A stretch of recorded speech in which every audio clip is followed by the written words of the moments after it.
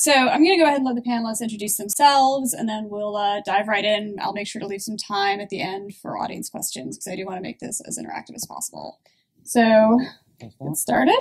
I'm Douek. I'm a composer and sound designer and co-founder of Echo VR, which is a virtual reality company wholly focused on sound and music in the virtual and augmented reality spaces. So we've been doing this for a couple of years now. And I guess as sound and music people, just waving the flag for the importance of sound and music, not only in general, but properly kind of executed in VR.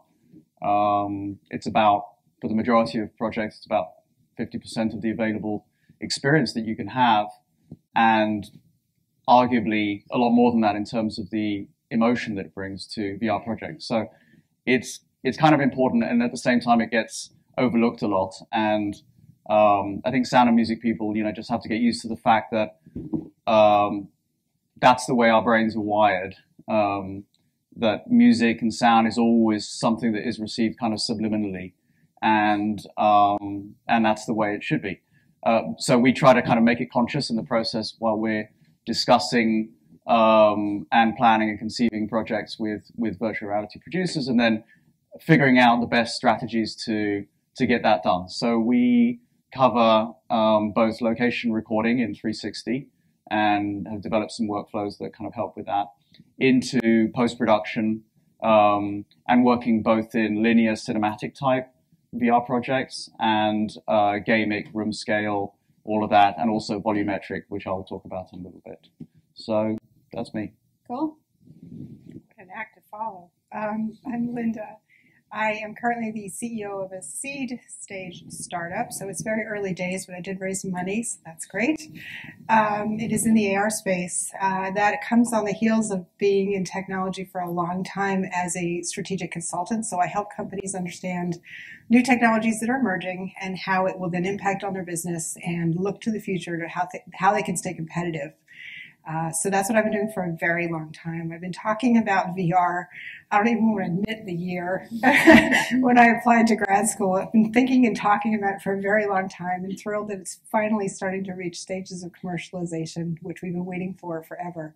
And then I also designed jewelry. So there you go. I'm a metalsmith as well. It's a weird dichotomy that I think comes together nicely in the VR and the AR space. My name is David Lobser. I come from an animation background. I'm presently a researcher and artist in residence at NYU under Ken Perlin in the Future Reality Lab, where we do work that involves putting multiple people into the same physical space and the same virtual space at the same time. So you can walk around and see each other as avatars. And the work that I do is sort of involves doing theatrical projects in that space. So I did a project with the Future Storytelling Festival last year.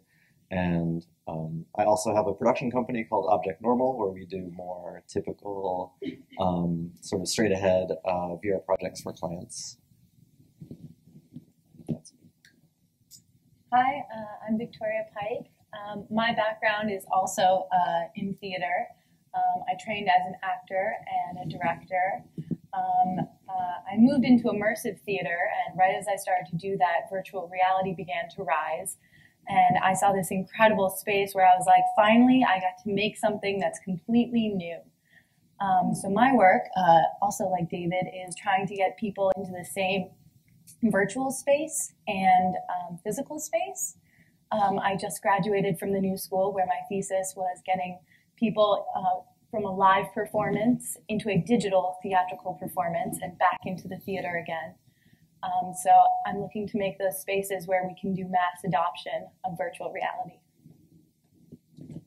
Hi, my name is Jenya Lugina. I'm a head of innovation at Moth and Flame, that is a full-service VR agency. And the idea behind the company that we try to help brands to connect and promote themselves in VR space, which is really hard for people to understand, like, how to do that and how to position themselves, how to create in the VR. So my background is in visual effects, and it is hard to find someone, a single person who would be like, really fitted to be a professional to help, like, understand and produce stuff in VR. And visual effects is kind of covers a lot of ground in that sense. And you got your programming, you got a 3D model, and you got compositing, and that really helps to kind of merge stuff together for me and help brands to do that. Awesome. Well, cool. We've got an amazing group. So I want to actually jump in on something that Linda was talking about a minute ago, and this is beyond VR and music, or VR and entertainment, but I think it goes more towards the future of VR, but I think it's valuable to talk about, and that is, there have been VR booms in the past, and especially there was one in the early 90s that resulted in one of my absolute favorite pieces of cultural ephemera, a Murder, She Wrote episode from 1993 that's about VR. It is on Netflix. If you haven't seen it, it is so worth an hour of your time. But, more and more as VR has grown in this current iteration, we started to see people, the naysayers and sort of all the with technology saying, oh, it's just bad, and we already had this boom once. And, how do we as creators and as people that are in this creative space moving forward work to make sure that this iteration of VR is not something that just sort of comes and goes and, 10 years from now we all find our own headsets and we're like, oh, wasn't that cute? And really make sure that this iteration of VR sticks around for the future. So let's open it up to whoever wants to jump in first. I think it's very hyped, and I think hype is a big danger of being people who are naysayers. They're naysayers all the time now. I mean, there's a huge article yesterday on thinking, oh, it's never going to happen. I think creating content that is compelling and remembering that it's still about the experience and the story, not about the technology. The technology is the enabler. And I understand that, VR and AR are still working on understanding what that means. Like, it's a new medium, and we have to develop a new vocabulary for it. We have to develop a new creative approach for it. And how is immersive different versus feeding, unidirectional content to people and our point of view? But it still needs to be about the experience and the content, and not about the VR. That's, I think, going to hurt it. Do we think VR is actually a term? And I know there's also this alphabet soup of terms now that's like VR, AR, MR, XR, and on and on. Like, it's and everyone's coming up with these different words, and they're all kind of pointless. But do we think the term VR is perhaps something that's holding us back a little bit? Because, I forget which one of you was saying that, you've run into people that are actually scared to try VR. They think it's weird and different. When, in fact, what we're really talking about is interactive storytelling, and storytelling that is just a different medium for telling a story. It's not this sort of other thing set aside. So do we maybe have to change the way we talk about things in order to maybe break through to people? I think I've found in my work as a theater artist, when I say virtual reality and theater, there are some people who don't know how to connect the two yet. But when I say I want to deliver this experience for my audience, I want to take them to this place where they get to be more involved and they get to experience more, people understand and they gravitate towards the work more. So I think it could be holding us back in some aspects, where if we get back to the root of this is something that we're just trying to share, this is something that we're trying to bring into our world to get more from it, I think that's a way where we can just let go of the terms that are enabling us and kind of focus more on what our objective is from this technology. I guess I feel like VR isn't a term that's holding us back yet. I think that if VR gets correlated too much with like a certain kind of culture, like if it becomes too much about high-end gaming or something like that, like it could wind up having sort of associations. But I don't think that those associations have been made yet because most people still haven't tried VR. And about the first VR boom, I think that the first VR boom speaks to how excited people are about the potential for the medium, because there was hardly anything there. I tried Dactyl Nightmare in 1990. From an audio perspective, we are now so used to having audio running in the background all the time, right? We're on the subway, we're at the grocery store, we're walking around, we've always got our headphones in, but we're not really listening. And I think one of the things that VR has potential to do is bring us back to a stage where other senses are cut off so we can just purely listen and enjoy the music. And I mean, Joel, what do you think about that being something that's going to push VR forward? This idea that you can be so immersed in an experience. Yeah, I mean, I think it's part and parcel with firstly creating something that is true to life. Is, you know, sound has to be there and it has to be positional audio. I think in terms of VR being an enduring thing, I think it is going to play a big part of it. I mean, speak to it from the music perspective, and I think a lot of people are starting to see that as potentially quite interesting, in that the ease of accessibility over the last decade or so to music, in some sense, has devalued the actual experience of it. You know, you just like, everybody grabs a hard drive off somebody else and grabs all their music, and you know, and so we've lost that, in a sense, a little bit of the magic of the experience. And I think what VR can bring us, and is bringing us, whatever we want to call it, is putting us back into a privileged position, like we were when there weren't even any recordings, but you had to go and see an artist perform. And then VR is going to let you go much further and create a sense of intimacy between yourself and the artist, and the artistic experience, whether you're going backstage or whether you're really seeing the birth of a song happening. And I think once people are exposed to those kinds of experiences, they're going to want to keep having them, because it's just so much more gratifying, satisfying than listening to a, you know, squashed MP3. You're bringing back this sense of what music was and should be again. Yeah, and I want to talk a little bit more about incorporating different senses into the VR experience. And this is something that I know many people on this panel have worked on. And Jenya, you specifically worked on the piece for Discovery that premiered at CES, where they had like floor haptics, and you were supposed to be in an elevator, and it was this very cool interactive experience. And we've seen experiences now incorporating scent and touch and different levels of interaction. What do you, Jenya, and anyone else who wants to jump in, what do you think the sort of possibilities are for when we start incorporating other senses while you are still in the headset? And what do you think that can do to push the medium forward? I think there's a lot of interesting stuff happens in that direction. And lately on Tribeca, I've seen like quite a few of amazing experiences that basically do that connect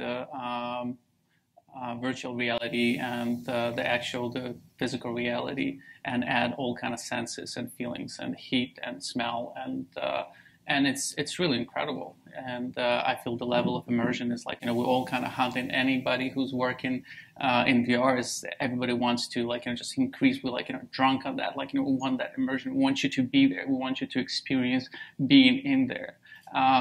But in a sense, like, you know, a lot of these installations, it basically, like, you know, they're like an art installation. It's like a one-time thing, and it happens like a small splashes of this amazing things that, like, you know, people can experience. I'm not sure how soon we're going to get to the mass technology with the tactile feedback. Probably going to be there much quicker, and I've seen an amazing prototypes of the haptic suits, and that might happen, you know, especially with the gaming, you know, where people seek that kind of stuff. Like, you know, they want to be hit, they want to be, like, you know, fight, you know, they want to be in there, like, you know, immersed in the game.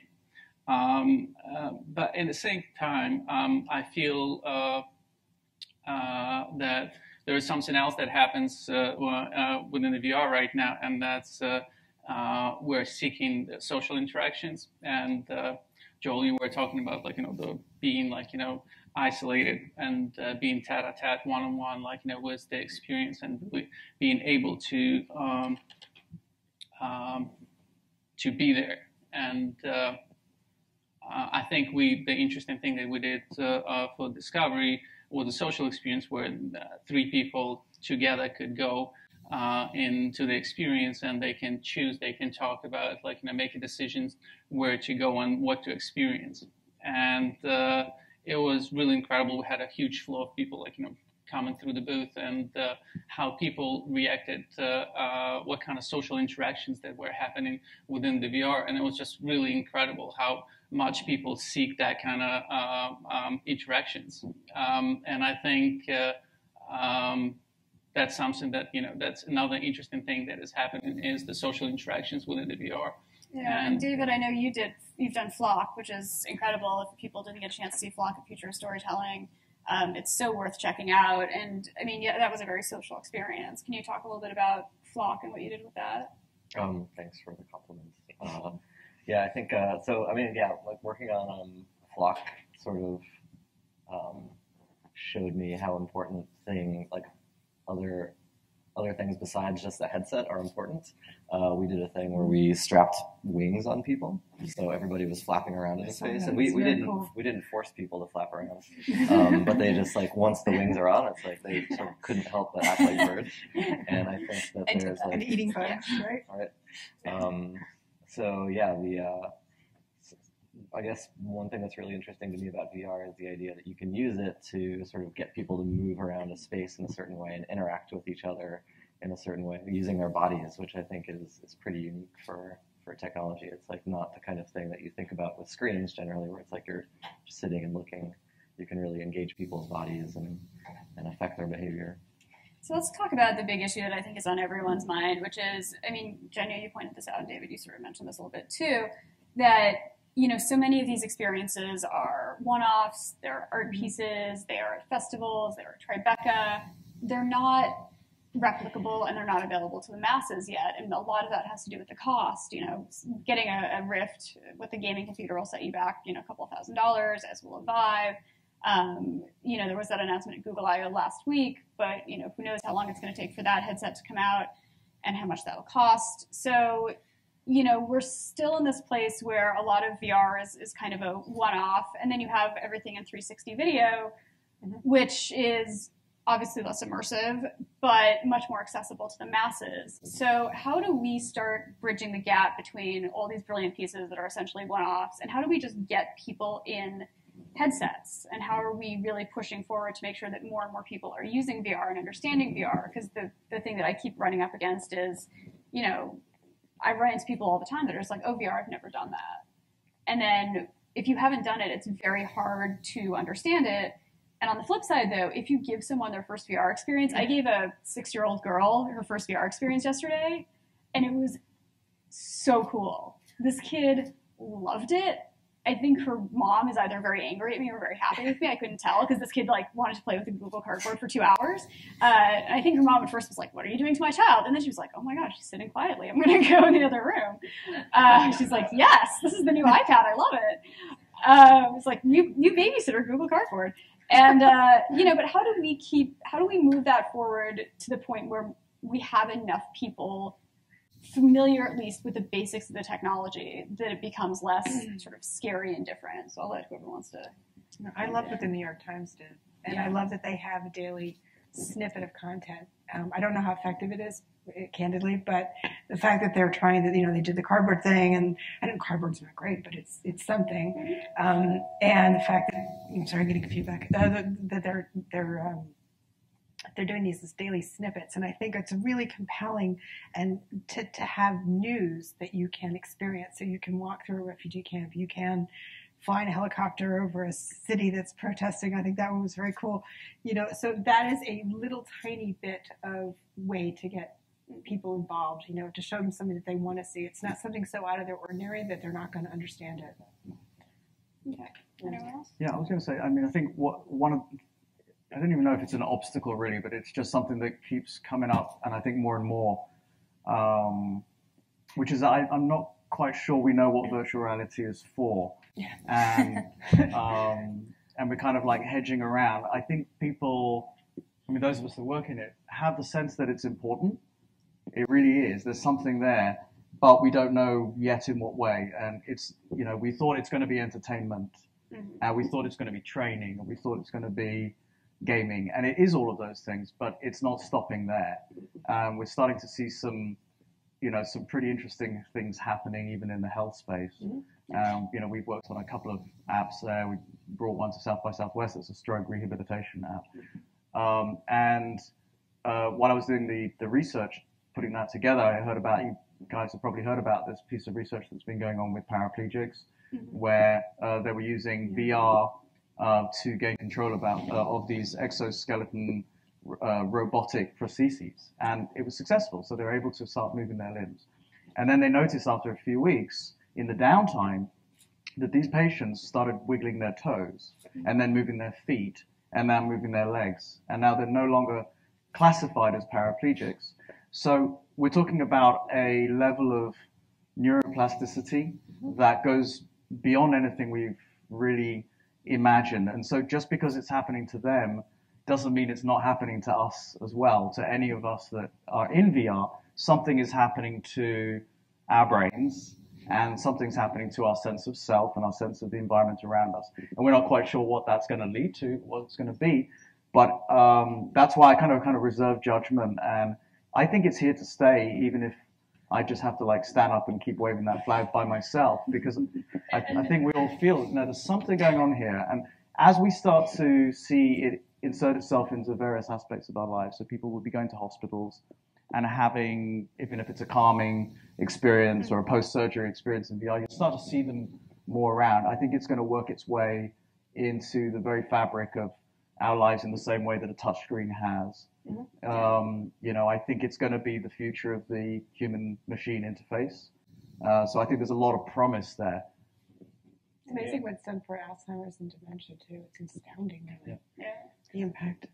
I think we're actually going to detach from the term VR since it's such a broad term, and I think it kind of there's a 80s flavor in it, and it's just there's this fantasy about being able to, and that's what scares people too, because the movies and the existent culture of a VR is just kind of there's this fairy tale. The truth is that we are dealing with right now with the 360 media. We're dealing with the 6 degrees of freedom media, and that is what's happening. The 360 media is being integrated to so many different places, and it's not necessarily virtual reality. There's web VR, that is incorporates 360 images into websites, and it's the way we perceive the world. It's the way we capture the world. It's the way we show the world. So all these things that are happening right now, that's not necessarily VR, but it's brought in by this new movement of that we call VR. I'm happy that it's taking a while to take off. I think that we all need more time to figure out what it is, right? Mm-hmm. So I think that the fact that there's this little hype bump and it's kind of slowed down a little bit is fine and expected. And I think that the real masterpieces in VR art aren't going to come around until that 6-year-old kid is making VR, 15 or 20 years from now. So, I have to say, I've been really privileged, I think, to try all these high-end experiences, because my community hasn't yet, and my community is theater makers and college students. And you'd be surprised, you'd think that they'd have their hands in more spaces. But when I got to do my thesis project, which was giving 25 cardboards to my audience and onboarding them, having them download an app before the show, and then telling rigid theater people who are rooted in tradition that now during the show they're going to use their phones. They don't have to turn it off before the show, but they're encouraged to use it. It kind of blew their mind and brought a little magic to them, and a new type of magic that they weren't used to. So I think, us in these companies, we strive for excellent content and seamless interaction, but for people who have never tried this before, they're pretty willing to try the things that aren't perfect yet and kind of go on the journey with us of figuring it out. So I'm excited too that it's taking so long and that we have these people who have not yet tried it and with fresh eyes can kind of tell us what's working and what's not. And maybe as we get those people involved, they can help us figure out what the best application is. Yeah. So let's talk about content creation and specifically sort of funding for the content. I mean, that's been, I think, one of everyone's like, oh god. I think that has been the biggest challenge so far. Is there are a lot of really smart people out there with a lot of great ideas and technical knowledge, but we've seen a lot of this venture funding go to the hardware and the software, and the content has been sort of left behind. And I think that's, if anything's going to hold VR back, it's that. It's just that we have these beautiful devices that are, sexy and great, and the software that runs really well, but if there's nothing to watch on it, there's no point. So how can we really make sure that we get good content out there, and what sort of funding sources are out there to have that good content get made? I think the incorporation into the current media scape is is really the key. There's an existing structure, and as I mentioned, the websites and the gaming community. That's not going to go anywhere. The PlayStation got the VR headset. That's thousands, if not millions, of people who are going to be able to and willing to jump in and experience virtual reality. 360 video is there's plenty of it. Vimeo just started supporting it, so it's happening. So it kind of penetrates the existing structure, and I think we just need to create this stuff and just adapt the media and keep producing interesting things. Yeah, it's a bit chicken or egg in the sense that we need good content to drive people's interest in potentially paying, whether a subscription model or whatever, or even brands to finance and put some money behind things. But I do agree. I think we are getting there. We're seeing a little bit of investment into content, probably not enough, but this whole question of how do people monetize VR is certainly it's a hot topic. I don't have any answers. I just get hired to do stuff and we do it and it's fine. I do a lot of that too. Yeah. That's how I've raised my funding so far, basically, is with brands. I guess that's an area where I'm happy again that things are sort of going slowly, because I feel like if the market was getting hit with AAA content and everything was Star Wars or Toy Story or whatever, branded stuff, I think there wouldn't be as much of a space for the indie creators who are actually getting a lot of attention for one artist, one maker kind of projects, which I think is pretty cool. And I think that out of that milieu, some interesting things will happen. I think that the money will come eventually, and I think that having the time to sort of figure out what the medium is and to experiment like that is a positive thing. Did anybody else try the Expanse VR thing? I did. That was the TV shows trying to move into VR a bit. And it was great for 30 seconds, maybe a minute. I put it on my nephew as well, by the way. He's 7. But I don't know how much it actually brought to the show. I don't know what value it brought. I don't know if there's no revenue model behind it. I don't know. I think I'm worried because much like Second Life years ago, as soon as the advertisers tried to get involved, it got really stodgy and boring, and it was like a billboard for HP, and you could walk by it. I think it has to definitely be a little more creative, hopefully, when brands do get involved, and that's where the money's going to come. But if they don't see any return, which the Expanse, I'm sure there was nothing there, it's why would they do it yet?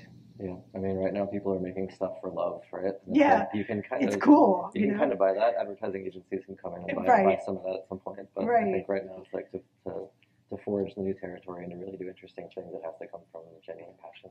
Agreed. We're seeing some broadcasters, entertainment channels, that really look at it, but they just want to get their hands on it. They think, do you have a VR? Yes, I have one. Do you have one? We need one.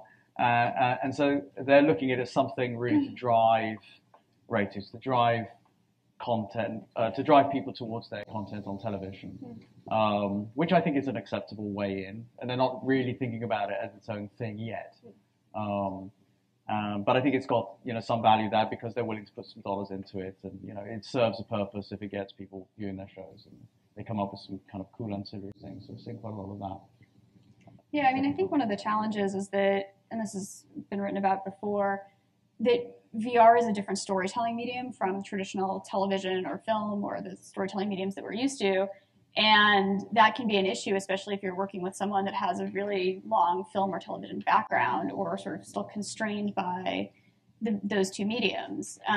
So how do we sort of work to create this new language of storytelling in VR? Because it's not just we'll make this scene 360, right? So, if you're talking about a VR experience where you can decide what the ending is, but, it's Casablanca and the ending you choose is they live happily ever after, that's not really Casablanca. That's something else that's kind of strange. So how do we sort of walk things back then and get to the point where creators can then start from scratch without having this idea of, this is a TV show, so we'll just do a scene in VR where someone can kind of look around, because it's fine. It's just not that compelling at the end of the day. I know there's not much yet, I don't believe, but when AI starts getting more integrated and you can drive and actually immerse yourself in your own story, but in different settings. Possibly that is a way to keep it compelling. Like people want to go back to their own environment and live in, what was that show you mentioned from the 80s? Oh, *Halt and Catch Fire*. Or whatever the show is, like, that's my show, but it's not a show. It's me actually experiencing it and using, and this is out there, and I'm not saying it's not, but immersive, auto-generated, on-the-fly type of experiences. And I know that's out there. Well, it's Hamlet on the holodeck, which was on Star Trek in right. I don't know, a long time ago. And is the title, by the way, of a great book, which came out originally in the 90s, and they've released an updated version of it, and it is super worth reading because the woman who wrote it, like, she just called it. I mean, it's crazy to read it now and be like, oh wow, this was written 20 years ago, and this woman just predicted the future. So. But yeah, I think you're exactly right. Like, you work on some of the AI stuff. So where does that sort of fit into all of this, what we're talking about? I don't think technology's there yet to Right. do that, obviously. But I think it would be interesting to have your own environment and world that is based on a point of view, but that it is the holodeck. It's Westworld. I mean, it's, that kind of stuff. So not that amazingly creative, what I said, but still, I think that would be an interesting way to get people to be completely immersed. It is role-playing to an extent. And Jenya, I know that you've been working recently on something that had a little bit of an AI component where you could ask someone questions in VR and they would answer you. I mean, how do you see that as being part of the movement forward where there's actually like that interaction with voice in VR and conversation? I think we just started going on that route. We did a few different projects that we've been trying to integrate voice recognition and some kind of natural ways to interact. I think it's all about the thing that I mentioned earlier. We're all trying to create more immersion and more natural ways to communicate inside VR. It's been tough.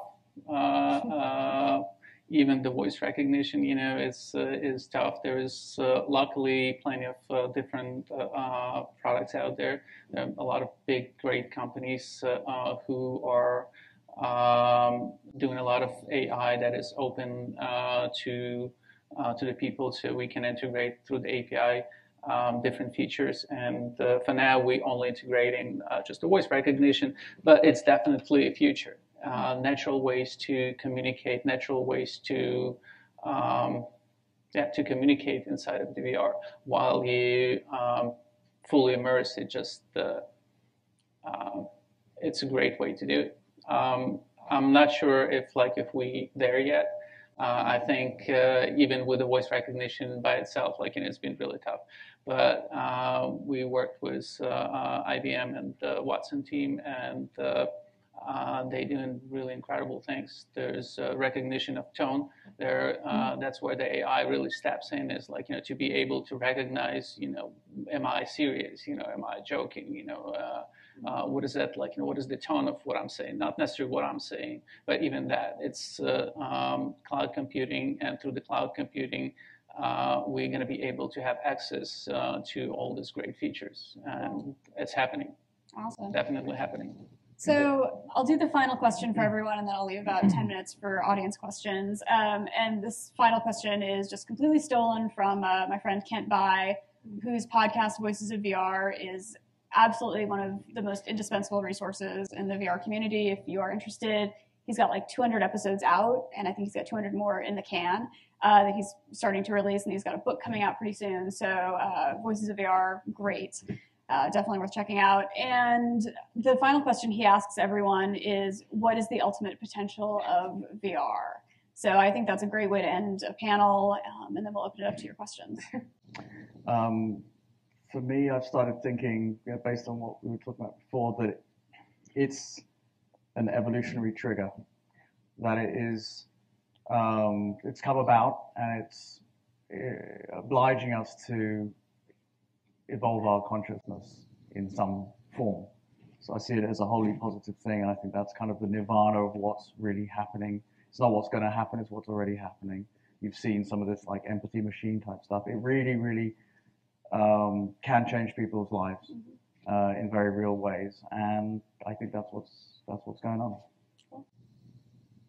I look forward to the day when I like to travel to really odd places and get lost where no one has ever seen somebody who isn't from there and can't speak English. And I live for the day where I have a 360 camera recording all of that. The 360 camera interpolates objects from the angles that change in the light and creates solids that I can interact with down the road, and then I can share that experience with other people who want to follow along on my travels. And then it is actually like being there. And then I'm not sure I'll ever really want to come back to reality after that. That's another issue potentially. But I think VR, in terms of just, for me, it's not about gaming just personally, but about exploring, about adventure, about experiencing other things and creating those bridges, everything you said, but also just sharing and experiences. I mean, you can jam how many lifetimes of experience into, the one lifetime you got. And that's what attracts me to it. Get out there. VR is a new art medium. That's the thing that excites me the most. I feel like almost other mediums have led the way toward this, and it's like now we have some time to figure out what this thing is. It's the art medium of the gods, I think, where it's like we, instead of having a still picture of a thing or even a moving picture of a thing with sound, it's like we get to really have complete control over somebody's entire reality, and it's a lot of responsibility, and it's a lot of stuff to figure out. Great. I see a world where everyone owns a headset, and they take the headset with them to augment different parts of their lives, to bring everything a little bit more magic.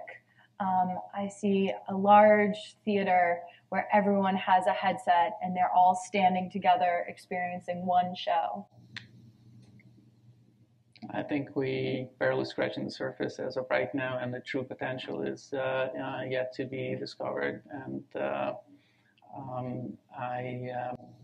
I truly believe that this is for the first time in the human history we create an environments and a whole new medium, a whole new art form that gives the freedom to viewer, to user to experience the way they want it. Basically, build in interactivity in the medium. This is something that we never had before. Through the pictures, through the TV, through the film, we were always guided where to look, and this is for the first time we are choosing where to look and what to do. This is we don't really know yet what to do with it. This is really amazing. Awesome. Cool, so we've got about 10 minutes for questions. If anyone has any questions for folks, we look like we have a microphone going around, so just raise your hand. Hi, my question is about business models for the production of VR. Like Jenya, I come from a visual effects background, and I'm sure you're painfully aware of how broken that business model is for vendors, how VFX production companies go out of business right and left because it's a race to the bottom. And I'm really concerned that this new medium has the potential to go in that direction as well. If we allow, the big IP holders, film companies, Marvel and so forth, to drive the commercial development of new media, fly with the Hulk and Iron Man. I feel there's a threat there to the openness and opportunity to create new business models between content owners and content producers in new media. And I'm wondering what you guys, what your experience is with that for clients that come to you wanting content. Are they expecting the same type of business models that broadcast and film have had in the past, or do we have the opportunity to avoid that this time around for this new medium? I don't think so. I think it's basically like the industry that's there now. I'm also like from visual effects, and it's like the same kind of stuff. And I think that the companies that are doing that now will be able to transition into VR pretty easily. So I don't think there's going to be a big change there. The thing that I'm excited about with VR is that there's more different kinds of markets than with visual effects, where it's either film or commercials. So it's like it's very limited, and it's sort of like very sensitive to market fluctuations and stuff like that. Whereas, the fact that VR is good at so many different kinds of things and so many different kinds of outlets means that there's just going to be a lot of opportunities that we can't imagine, like from just like that field. Well, the good news is that in 360 video at least, every frame is a VFX frame. So that's a good thing. There's plenty of work. The bad news is that we don't really know what to do with it yet, and the film directors are stepping in, and Marvel and Hollywood are stepping in, and they're trying to force the established models, onto new medium, and it's not really working all that well. So the current model is VR for PR, and that's what you described as planting the flags. Everybody tries to do the piece because everybody has to have a VR piece. It's pretty much like the early days of web. It's like, do you have a website? Do you have a website? I have a website. I'm represented. I'm there. So it's similar kind of thing that has happened. There's a lot of similarities. So if you just look back and just try to kind of analyze how it was with the websites and and the excitement and all that stuff, there's so many similarities. So you can just kind of project of where we're going and what's happening. I would say let's not make that a self-fulfilling prophecy. I think what I love about the world of VR is it's very granular, and you have all these little tiny companies that can emerge and actually find a way forward, and that some of the behemoth companies, who I won't mention necessarily, but they're big and clunky, and they don't have that flexibility, that potential to be nimble and take certain risks. So I think they'll both coexist. But I think Jenya's right. There's maybe, let's not look at that as our template, and let's just, if they want to impose their business model, they're going to do that, but it doesn't need to stop us. There's still plenty that we can do, and plenty of opportunities, and plenty of areas that we can develop in that we can be very successful at without depending on that kind of a model. Awesome. And I want to take this opportunity to encourage anyone, to ask a question, especially like women or folks that might not have ask other questions. Definitely, please, we want a really representative and diverse group of questions from this audience. So I know there was one other person. Even though the scope of the talk was entertainment and VR. Yeah, I didn't really stick to that, sorry. I thought it was valuable that you, Courtney, brought it to the basic question even of whether it's a good idea to call it virtual reality. And then I was also glad when Joel made mention about the prosthetics as one kind of, with the rehab as being one kind of application. Because years ago I read of a study about how people recover from illness within a house.